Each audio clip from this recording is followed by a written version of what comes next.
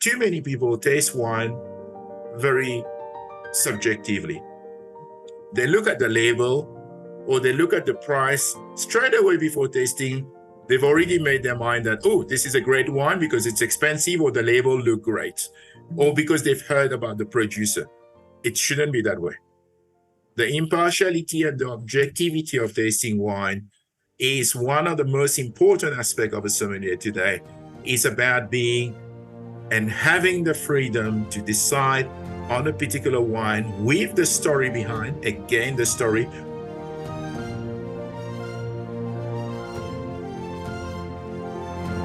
So lovely to meet you here on Zoom. Likewise. So Miguel, you're in South Africa at Southern Sun. I am with Southern Sun Hotels in South Africa, in Johannesburg, more precisely in Sandton, at the Sandton Sun Hotel.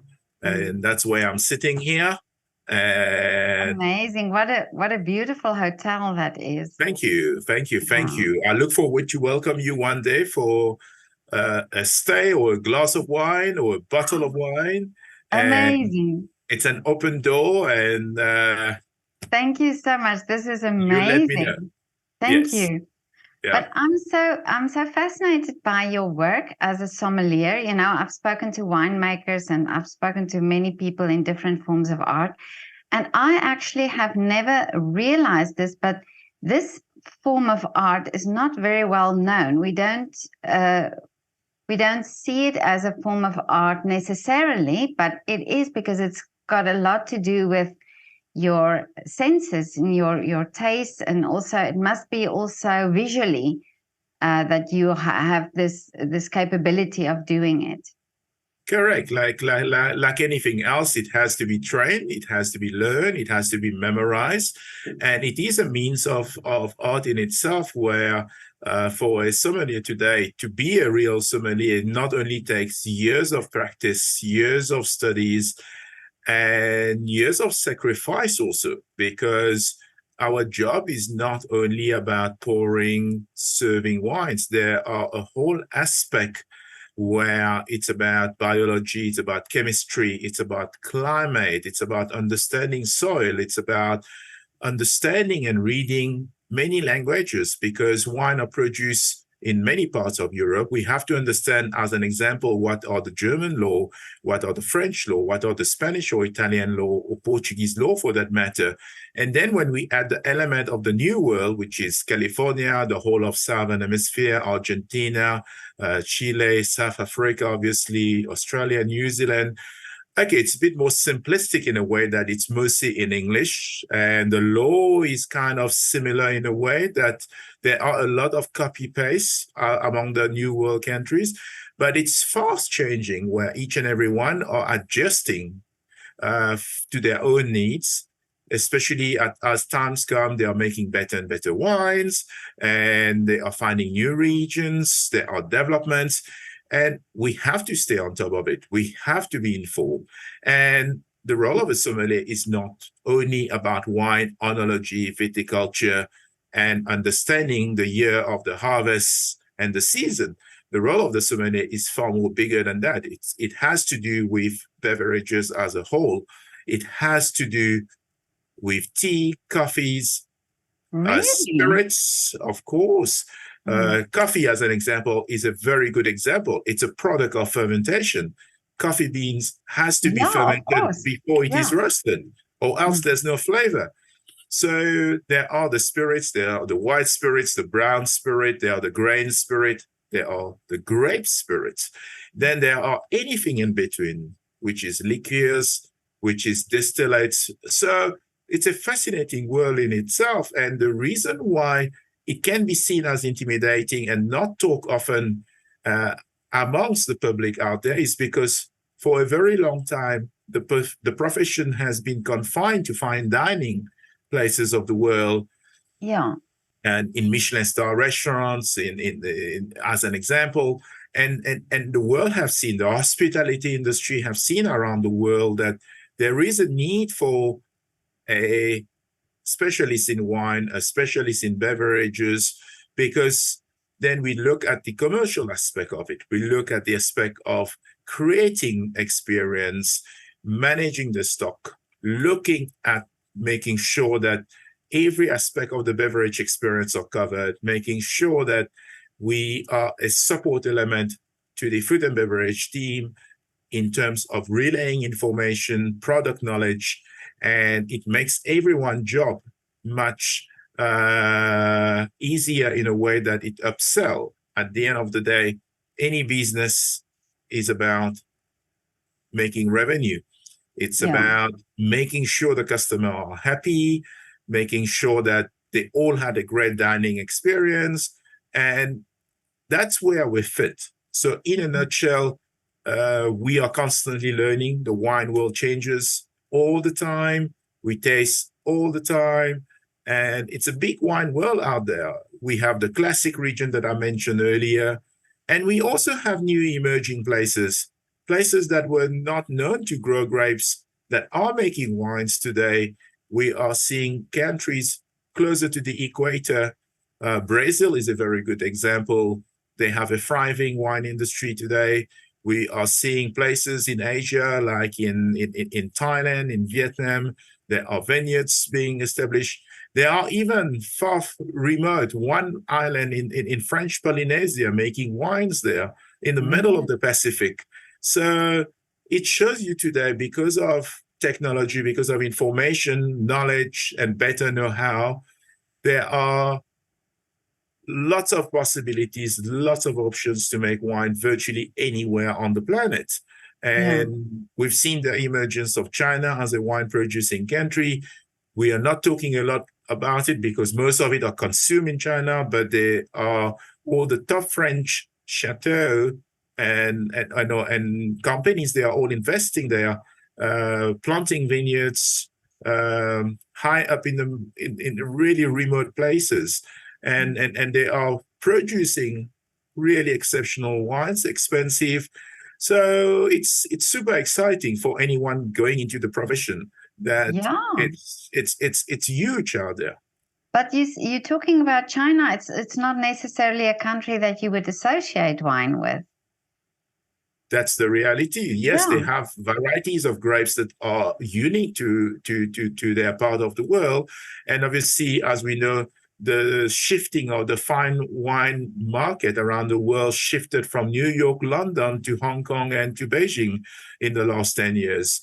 The Chinese are the biggest buyer of fine wines in the world, the top chateaus in Bordeaux, the first Gruff, the top Burgundies, the top Champagne, or the great Barolos from Piedmont in Italy.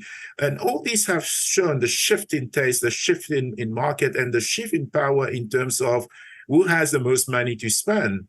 And obviously, we've seen how in the last 25 years, the Australians saw the potential of China as a huge market, and they've added a lot of their expertise to the grape farmers to that part of the world, and it's certainly paid off over time. And all these are fast tracking how the global map of wine producing region are changing. And we are seeing the re-emergence of all the vines in South America, in South Africa also. We are seeing a lot of drive, a lot of interest, awareness about preserving the heritage of all vines. All vines does not necessarily make better wines, but there is an heritage aspect to it. And yes, when the sites are great, there are unique wines that money cannot buy and money cannot fast track enough. It's a product of patience, and all these things make significant changes. And we are living at a time where we are all very lucky on this planet, irrespective of all the challenges around the world. We are living at a time where there are better and better wines being produced. Every single wine producing country around the world are making better wine than they were making 10 years ago. And sometimes prices are very good. Sometimes prices are, yes, it's up. It's the nature of luxury. It's the nature of prestige. Wine is an investment commodity at the top end. And we are seeing diners going to a 5-star hotel or a good bar or a good restaurant. They want to spoil themselves. We've seen after COVID how men Oh, yeah. were dying to spend their money or treat themselves because not knowing when will be the next lockdown and not knowing when they can enjoy life. So we are seeing today a better understanding of fine wines, and that's where our role are, because besides being involved with service, we are educators. We help consumer makes better choice in wine. We don't tell consumer how to drink wine. It's not our role. Our role is to facilitate, is to guide. There is always the back step we call in our profession as a sommelier. As much as we study a lot, we learn a lot, we know a lot about wines and beverages, we still have to stay humble. We are at the service. We are in hospitality. We are not a wine writer where we can take apart a producer or a winemaker and show what our ego is about. No, our role is about, we had the subtlety. It's an unwritten code of ethic where we have to behave with grace, with decorum, about who we are as a sommeliers and how do we do our job. We sell experience. We can Amazing. criticize about the wine, but we criticize about it in private, you know. Oh, yeah, yeah. These are things that, it's a very fine line which can easily be crossed. Yeah, And I can imagine. Yeah. But it yeah, sounds so much like, I speak to many concert pianists and musicians as well, and they say the same thing.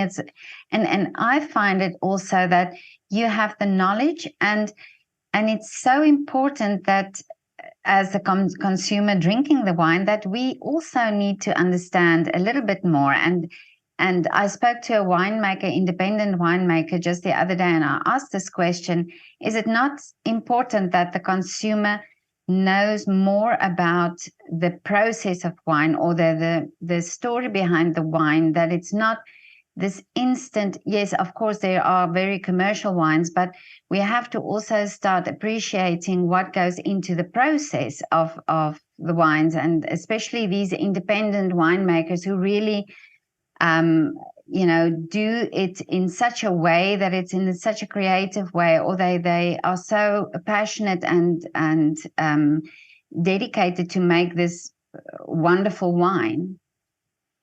certainly, there's what we've seen in the world of late is there are a lot of independent producers, independent winemakers.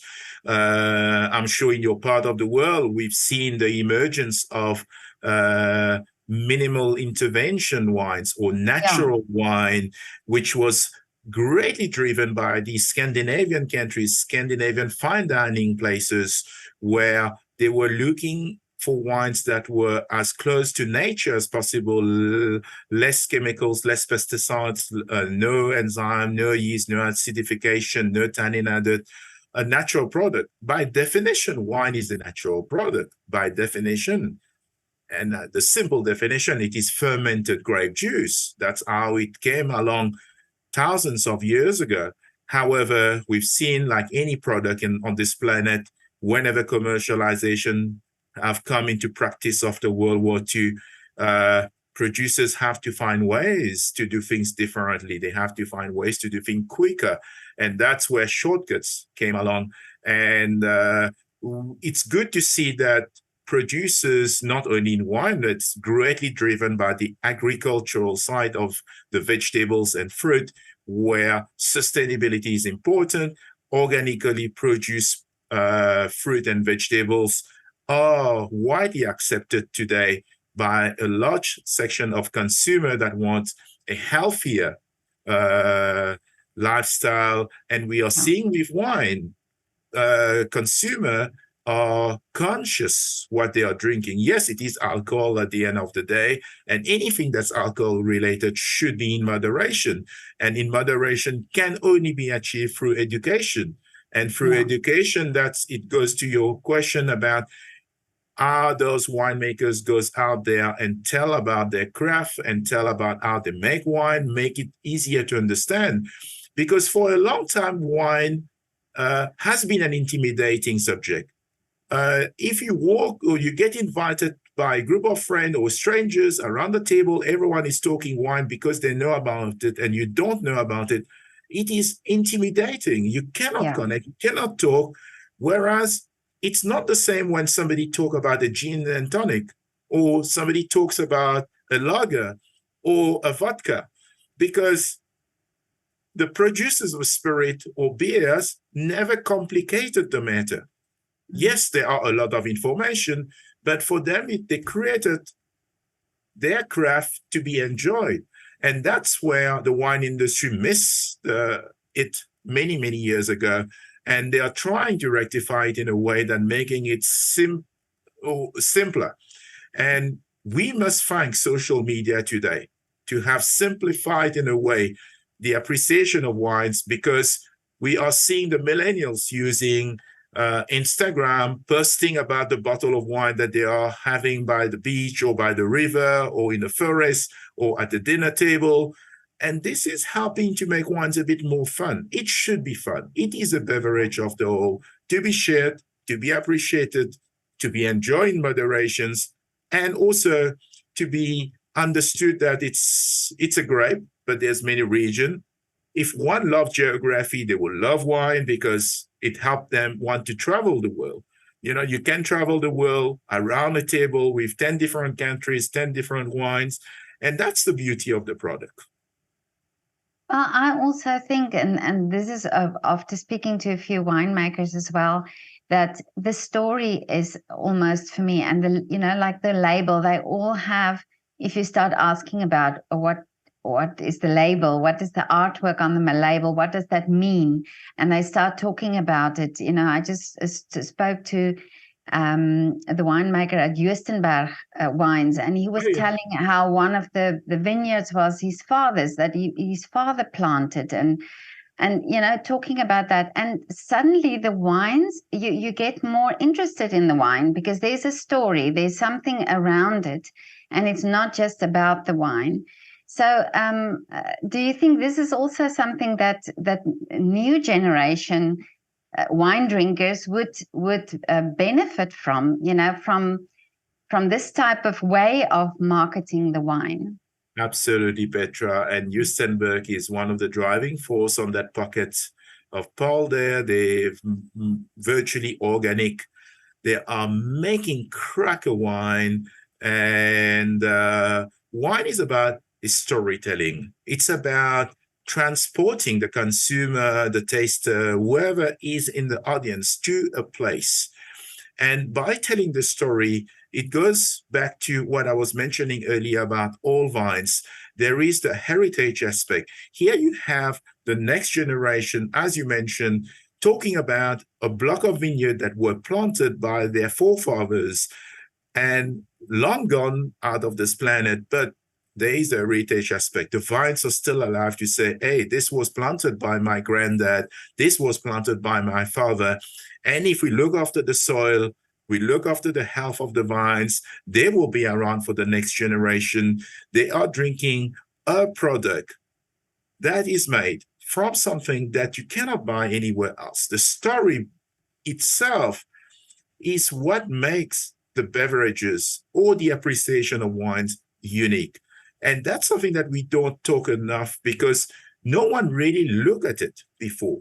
How do we tell story?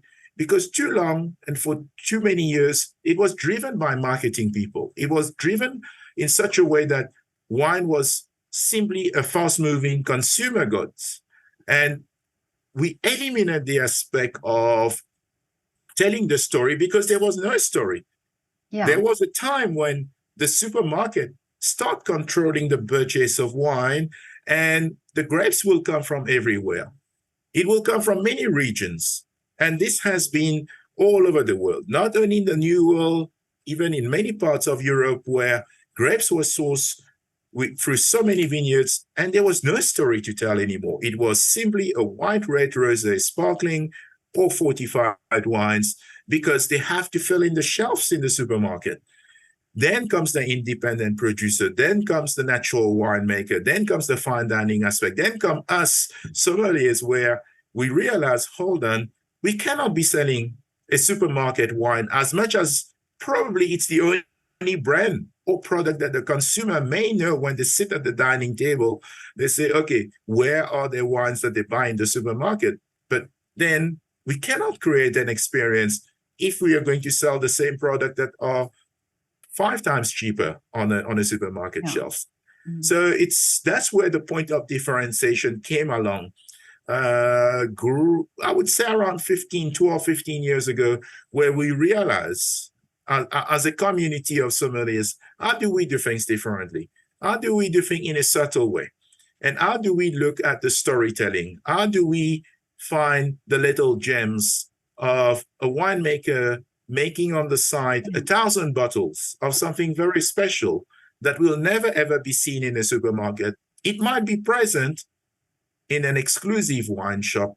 It might be present through the wine clubs and through fine dining on selected wine lists, depending on the food concept. So these are things that add a lot to the appreciation, education, and also understanding how beautiful it is out there. When one recognizes the little gems and the storytelling, it's about the originality of the story. It's not just saying things because it is a story, but a story about a wine, it needs to be backed up. It needs to have the evidence. Yes, this block of vineyard were planted 1900. It's nearly 110 years old. Imagine you're drinking a wine produced from a 100-year-old vineyard. How different the world was back then. What were our grandparents doing? And maybe we ask ourselves the question, they were 15 years old, they were 20 years old, maybe they were dating. These are things that, it was a totally different way of living. And yet, we today, we can say we are lucky or have the privilege to taste wines being produced from those blocks. And that's what makes it special and makes our job exciting as sommeliers, is to find those gems. Yeah. Well, I'm fascinated by the Old Vine Project in South Africa. I just think it's amazing, and that we should be more aware of that and drink it as what it is. That it's that type of, like you say, there's a history in this bottle. But Miguel, I want to ask you now your story, because how did you become a sommelier? Thank you, Petra. Oh, what happened here? Okay, something happened. Yeah. All right, now I'm back. So my story started back in Mauritius. I'm originally from Mauritius. I was brought up in a family of both my grandfather and my dad were successful chefs. So from an early age, I was exposed to the world of restaurants and hotels and kitchen. And cooking was always part of upbringing. And obviously, being Mauritian, we have different influence of cultures from all over the world, because we are in the middle of nowhere in the Indian Ocean. And my grandmother from my dad's side, she loved her wine. And only on Sundays, Sunday lunch, and in Sunday afternoon, they will play Lotto, and there will always be French wine on the table. It will be either a Beaujolais or a Châteauneuf-du-Pape. And these were the red wine. I remember as young as I was 5, 6 years old. And being kids, I wanted to be amongst the adult. And what she would do, she will give me just a little bit of red wine in a glass and fill up with water.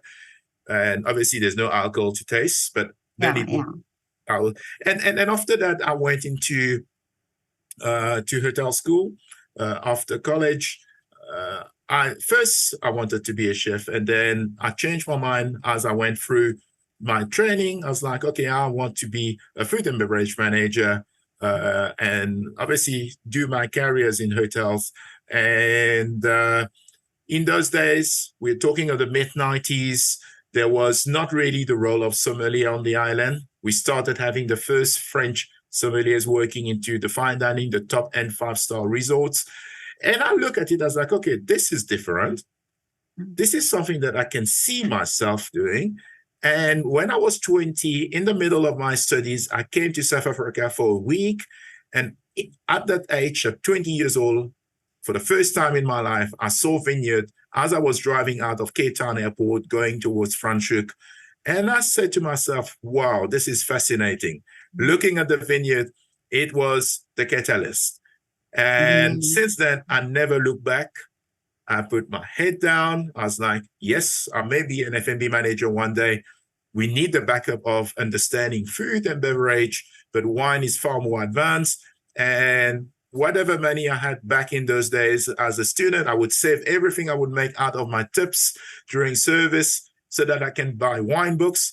And there was no Google in those days. We had to read. We had to read off the word. We can't just search. It didn't exist. Yeah. And it's I still have the collection of all the wine books that I bought over those years. And I remember going to work. I would sit in the bus with my wine book with me. That 1 hour trip from home to the workplace, I would be reading in the bus. After work, I'll do the same. I was so absorbed into the subject that it was a natural progression after hotel school, wherever I was working, to make wine as a focus. And came those time when it was in 2003 when I got a job in Cape Town in Constantia Valley at a boutique Relais Chateau hotel. And what was meant to be a couple of months summer job ended up being 6 years later. And through those years, I managed to grow. I was very lucky to have really good support and did my formal sommelier studies and moved to Johannesburg in 2009 and has been here since then. It's a big wine market here in Johannesburg. It's a dynamic market. It's fast changing. It's a much younger generation now drinking wine. It is an exciting time to see how the South African wine industry have changed, how the consumerism have changed, and me as a sommelier to experience firsthand all those changes. And it shows you everything is possible in life when one works hard, when there's passion, and there's a willingness to keep on studying. And it's been a rewarding journey. I'm very grateful for it. And hopefully there's still many, many more years for me to perform in the industry, to create experience and make memories and discover more wines, not only in South Africa, not only about all the new producers that's coming along from the Cape, but all over the world. It's just getting a bit big in a way that one have to start now choosing where to focus and what to taste. Otherwise, I won't get any job done. I would only be tasting wine. Yeah. I just wanted to ask, do you have to taste wine on a daily basis to get through all these wines? I was, yes. In the last 12 years or so, I taste every single day. Yeah. Prior to that, I was probably tasting 3-4 times a week because we have more and more wines on the market. And also to understand changes. When I say change, it's not about trends. Changes is about, there are so many aspects. Global warming is influencing the style of wine all over the world. It's bridging the gap between classic old world European wines to that of the new world. What I mean by this, classic old world European wine used to be quite tight, driven by freshness and structure, very little fruit. Whereas the new world used to be so seductive, fruit-driven, gorgeous and appealing on the first impression. Now we're seeing the two parts of the planet, the northern hemisphere and the southern hemisphere, producing equally big wine, producing equally seductive, fruit-forward, colorful wine, softer wine, less aggressive wines. We are seeing how approachable the French wines are. We are seeing how dark in color the Spanish wines are, or even the Italian wines are. We are seeing also the opposite, where in the southern hemisphere, we are seeing the quest of winemakers and producers looking for cooler climates, cooler sites, going high up in the mountain, or seeking continental spot, or places as close as possible to the ocean or almost being on the beach. And all these are making subtle changes where if we don't taste daily, when I say tasting daily, it's not about tasting 10, 20 wines. It can be anything from 3 to 5 wines. There are so much new releases, samples that get sent, trade tasting events that we get invited. And obviously, we cannot attend all of it. There is an expectation from the producer. If we attend a tasting, at some point, there should be some sort of listing or some sort of commercial connection. And also because of the long hours we do at work, we can't attend everything. So those days as a sommelier, we cherry pick the events to attend. We look at what are the spot that needs to be refilled, replaced on the wine list, and we try to structure our tasting accordingly and look at it. And yes, the beauty of the wine world is there are always groups of tasting, either with winemakers or with sommeliers. We get together, we bring a bottle as a surprise, we bring something unusual, and it's just fascinating that it helps us to stay on our toes and taste wine accordingly. Yeah. But that sounds so amazing. But if you taste now, for example, a wine and you get a new wine, what is that process for you? Do you have to be alone, or do you sit with other sommeliers or other people to have a conversation about the wines? How do you do that? It's a very good question. It's a combination of both. Personally, I prefer to taste on my own. I like the privacy and the silence to taste on my own. Whereas when tasting in a group, we tend to do it in a very clinical way to start. So there's no discussion at first. So if we have a flight of, let's say, 10 wines, we taste the 10 wines within a certain amount of time, which 10 wines usually is about 15, 20 minutes. We taste it on our own, silence in the room, we make our notes, we make our conclusion, and then we open the floor for discussion.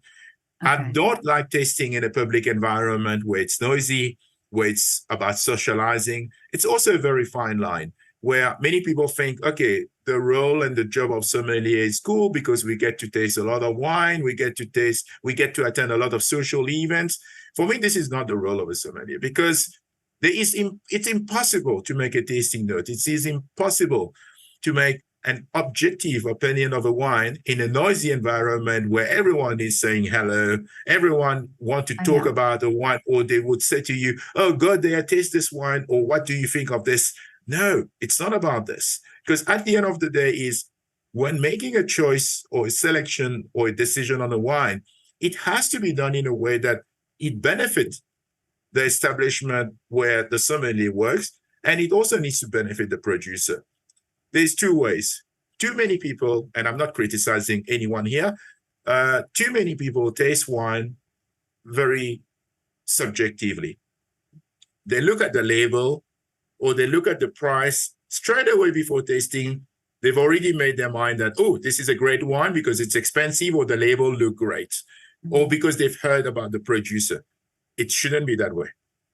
The impartiality and the objectivity of tasting wine is one of the most important aspects of a sommelier today. It's about being and having the freedom to decide on a particular wine with the story behind, again, the story, or project like the All Vine Project, which is doing an amazing job to raise the profile of brand South Africa. We have so much diversity in this country, and All Vine Project is one of them. The other one, if I'm allowed to mention it here, would be the Chenin Blanc Association, where it is telling the world the greatness of the country having the most planting of Chenin Blanc in the world. Or think about the growth of sparkling wine around the world. Yes, everyone loves a good champagne or a great champagne, or for fun, drink Prosecco. Slowly, we are seeing the emergence of top-class, top-quality Cup Classic, like what the Cup Classic Association is doing in terms of raising awareness, education, trainings, and it shows that we will never ever be champagne, but Cup Classic can be an equally fine world-class bubbly when made in the right hand, with the right side, with the right time in the bottle. So all these are super exciting for the future, and it shows you it is important when one look at wine. is always to look at wine objectively, work within parameters that will create and differentiate and makes things special. So it's a cool time. Yeah, it sounds amazing, but it's also, I spoke to a viticulturist, Etienne Yetling in France. He's originally from South Africa, but he was saying how the Northern Hemisphere are now looking towards countries like South Africa and Australia because of global warming, of how they make wine and how they treat the vineyards. So this is interesting now that you're saying that all these initiatives in South Africa are coming up, because it's almost like it's time for people to acknowledge that as well. Absolutely. I believe after 19 years living and working in South Africa, Wine South Africa is sitting on a cusp of exploding on the world stage. Those associations that I mentioned earlier, either it is the Old Vine Project, the Chenin Blanc Association, Sauvignon Blanc, or Cap Classic, there are many associations. There's a Chardonnay Forum. They've been in place for many years. They've been working quietly for many years. And we've seen the benefit of those associations, what it has done to the industry in improving consistently the quality of the wine. And now the wines that are being produced in this country, as we know, we've seen through all the leading publications, the wine publications, respected wine critics, that they are world-class wine. And no one talk about South Africa like they would talk about other parts of the world. And yes, climate change is inspiring many European winemakers. And credit must be given to the Australian. They were way ahead of the game in the Southern Hemisphere. To bring virtually over 100 grape varieties from all over the world to try to experiment, to prepare themselves, because they knew it was coming, the climate change, the global warming was coming. And that's why they have their own category of alternatives. They have their own show of alternatives, which we have been slow in this country, in South Africa, to adopt. Yes, we are seeing new varieties like a Gruner Veltliner, Asiatica, or obscure red variety like Nero d'Avola from Sicily, all these being planted in the Cape on a small scale to prepare for the future. And yes, the Australian had 40 years ahead of the game compared to the rest of the world, because it has taught their winemakers, be ready for it. And now the world is seeing it. Europe is seeing very hot summers, or even wet growing season at harvest time. Climate change is real. Climate warming, global warming is real. And there is so much unpredictability out there. And that's how everyone is learning out of each other. It is harvest time now in the Western Cape. If one walked through any of the top wineries, you would see 5-6 different nations of student winemakers, viticulturists, oenologists doing a 3-month stint, learning, working, making wines with the top South African winemakers, and for them to take home what they've learned here, how they approach. We talk about global warming. I was with a winemaker from Franschhoek yesterday, and they had quite a lot of rain over the weekend. And yesterday we saw quite a lot of top Stellenbosch producers harvesting their Cabernet Sauvignon already 2 weeks ahead of time, 2 to 3 weeks ahead of time. We're still in February. It shows you, it tells you that the reality is there, and it's through exchange of information, it's through exchange of experience. And the same applies for us as sommeliers. We are a community where we are interconnected, irrespective where we are around the world, and we are exchanging a lot of information about, hey, what's cool on the wine list, what might work, what grape variety, what style of wines are doing well with certain type of cuisine, and all those things. It's a dynamic forum out there, and it is something that we should all be grateful. 10 years ago, we didn't have those platforms, we didn't have those forums to exchange, and whoever is entering the profession now will be in a much more exciting role in 10, 15 years from now. It's a wealth of information, as long as one is willing to learn, one is willing to assimilate the positive side. Like any industry, it's how we focus. We focus Yeah. either on the positive or the negative. We can't be in between. It's for us to make our own judgment, and how do we grow from there? And it's a good time to be. Well, it sounds exciting. Your work sounds so exciting, and I mean, you are learning every day. You have to be knowledgeable. So it's that sort of what you say. It's like a challenge that you have to keep up and to keep up with the knowledge. So that's amazing. I'm not going to lie to you. It is amazing indeed, Petra. I'm not going to lie to you. It is a challenge. There are many times I wake up through the night. Happens at 2, 3 in the morning. I would wake up and then I would say, gosh, I forgot the laws on a certain Riesling in Germany, or I forgot what the variety would be and what they are doing. And it's things that keep us awake at night. Or I've tasted the wine. Did I make the right note? Did I make the right conclusion? Or was I being hard on the wine that I felt it was not good for listing, but when actually I should retaste it over a couple of days and see, maybe it will open up, maybe it will change, and maybe it will be a good listing, and it will create a good dining memories. So there are so many. Have you gone back to a decision and changed the decision? It has happened. Not one, really? Not 2 times. It has happened a few times where I would start and I would say, okay, this wine is a no. It's a good wine. Maybe it's good for a wine shop, not good for a wine list or everyday drinking. And then I look at it and I was like, okay, let me retaste it. Let me have a fresh eye to it. And let me just relook at it in a different perspective. Add it blind to a flight of other wines, not knowing it is.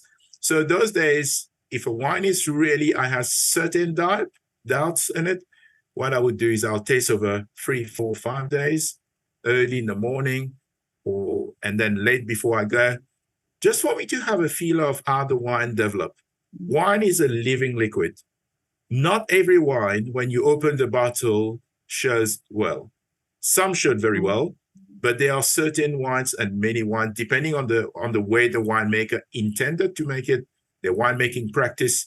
Some wine can be so closed when it's open, and it's unexciting, or the tannin are so hard. And we have to look at it today. I'm sure you've heard there is a biodynamic tasting calendar out there, which you can download as an app. It was created. Yes. You have a root day, you have a fruit day, you have a leaf day, you have an earth day. So all of this impact on the senses. If you taste a red wine on a leaf day, the wine will taste green, it will taste vegetal. And that same wine on a fruit day would be so exuberant and it would be so sexy. Or on a flower day, there will be the subtle element of flowers that came out, if the variety obviously have an inclination towards, let's say you're tasting a Viognier or a Syrah or some aromatic variety. All these have an influence. The phases of the moon have an influence the way we taste. The atmospheric pressure have an influence. When a good example, when we taste wine in Johannesburg, we are one of the highest cities in the world. We are tasting wine at very high altitude. We are tasting wine at over 1,000 meters, whereas the same wine when I taste in the Cape at sea level is a completely different wine. The expression of the wine, the same wine, same bottling in the glass are completely different. The tasting note, there are subtle differences, sometimes marked differences. So these are things that one have to wait and measure in such a way that it's there. Yeah.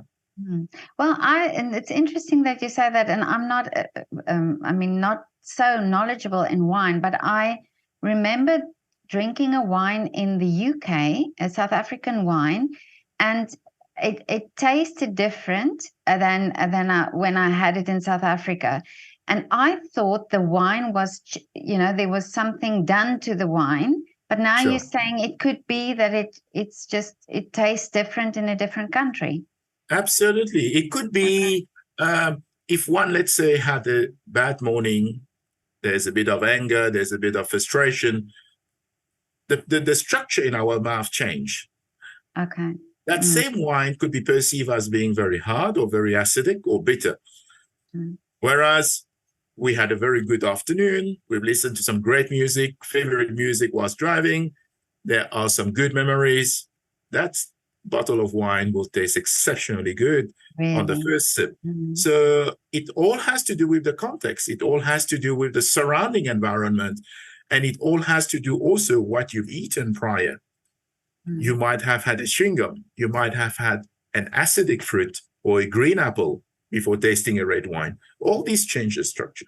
There's always the old trick you've seen in French wine shops where they always have some cheese on the side or some salami on the side that they always offer. It's not the generosity of sharing those things. It makes the wine taste better. Oh, I see. Okay. It's like, well, that's maybe that's why when we're in love, then a wine tastes so nice. Absolutely, because there you are over the moon. The brain is thinking differently. The endorphins are there, and it's the serotonin is all piling up. Of course, the wine will taste great. The company is there, so all this you add together, it makes the changes. So environment is important. The atmosphere is important, and all this we have to take into context. That's why, when one look at dining in a restaurant, it is so important. If we look at the top places of the world, those that have stood the test of time, they might be the oldest places in many parts of Europe that they've been built in the 14th, 15th century. They're still serving food today. You go there, it's like a temple. You're enjoying the wines, the food. It's the whole ambience, the whole atmosphere. It's like a theater. Oh, yeah. Everything comes together. And that's amazing. Yeah. It is what it is. It's like, take a bottle of rosé, go on the beach at sunset and drink it. It tastes different. Listening to the waves, looking at the sun going down, having an ice cold glass of rosé. There is nothing more romantic or more magical and special to share that bottle with someone close to you or even on your own. And that same bottle will taste different if you have to drink it in a little bistro with a burger. Yeah. Yeah. Wow, this sounds amazing. I want that romantic rosé one day on the beach in South Africa. Yeah. You must do it. We always say something about wine. Wine is about the emotion. How do you get transported by the emotion of the sip, of the sip, of the sip? And yeah. Well, Miguel, this is so interesting talking to you. And but I want to know now your wish. What is your wish now for the future? My wish for the future is to continue performing at the top end level of my profession, keep on learning, keep on formalizing my education. It's a never-ending game. Keep challenging myself to be better and keep delivering great wine experience, either here in South Africa or wherever the future will take me.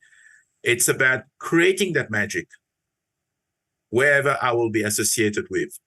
It's about being like a gospel of the wine industry. It's like being, I won't use the word a preacher, but I would say there is so much one can do with experience for the young generation entering the industry, embracing sommelier as a career, learning about wine.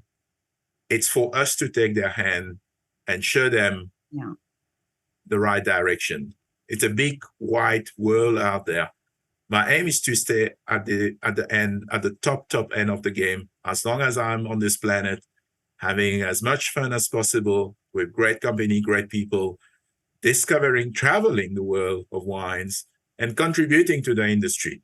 At the end of the day, what we contribute to the industry come back to us by selling better wine, creating more memories. And sommeliers, winemaker, wine owners, winery owners, we all work together. We may sit on two different sides of the fence, but we need each other. We need each other to create the memories. We need personalities like you to interview us, to give us a platform and opportunity to voice what we do right and what we can do better, or what are the concern. And that I am thankful, and thank you for having me today. And all those brilliant questions, I was nervous, I was anxious. When you Really? sent me the meeting request, I was like, gosh, okay, you haven't given me an agenda. What will it be?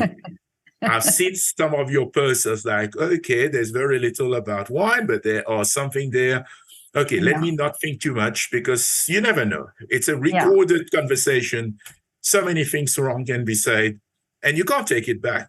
And it's a very fine line. Exactly. But you talk so inspirationally, and really, I think it's so interesting how you talk about the wines. And this is what this whole project of mine is about, is people talking about these different, I call it art forms, because it really is. And that we start also looking into what people do, because you can only appreciate when you understand. And I think this is also, it's with music, it's with dancing, it's with food. You know, I've spoken to chefs as well, and you all have the same paths. You know, it's all about that. You talk about, it was the vineyard that you saw. You know, for a cellist, it was the sound of the cello that they heard. You know, one cellist told me that he was at a science experiment and he heard the sound of the cello. And it's all these things, and then you bring that all together, and this is inspirational. When you are inspired, you inspire as well. And I think this is why I feel it also. And I've also spoken to people from the Old Vine Project, for example, because this is also something that not many people know about, but that the moment we start talking about and give insight about what's happening, then you can start appreciating, you know? Absolutely. So, inspiration is everything, but I believe the most important aspect in any of the areas you mentioned, either it is food, it's art, it's travel, it's wine, it's passion. It's the heart in it. Exactly. It's about the passion, and passion can only be alive when there's emotion. And that's what great wine gives. Great wines transport you to a place, it gives you the emotion, and it talks straight away to your passion about what you are looking in life. And all this, it's art driven. Yeah. Simpler as that. Yeah. Miguel, I'm coming to Santon to meet you in person one day. I look forward to welcome you in Santon. I look forward to share many great South African wine with you and show you the South African hospitality, the Sovereign hospitality, and come and enjoy what it is to be in the big smoke. Thank you so much. We call it the big smoke. It's not really the nicest word to describe Johannesburg, but we look forward, me and the team, to welcome you to the big smoke. Come and discover some great wines with us and some great cuisine. And yes, there's many art galleries here in Johannesburg, something that no one talk a lot about. There are many, many, many beautiful parts where there are art galleries. So these are things that are all together, and you have an open invite. It's permanent. I look forward to hearing from you, Petra. And thank you once again for the opportunity to talk to you and the wonderful questions that you've asked and everything else. Thank you so much, Miguel. It was my privilege. Thank you. Thank you. Have a wonderful day. Have a good afternoon. Bye-bye. And see you soon. Bye. Take care. Bye-bye.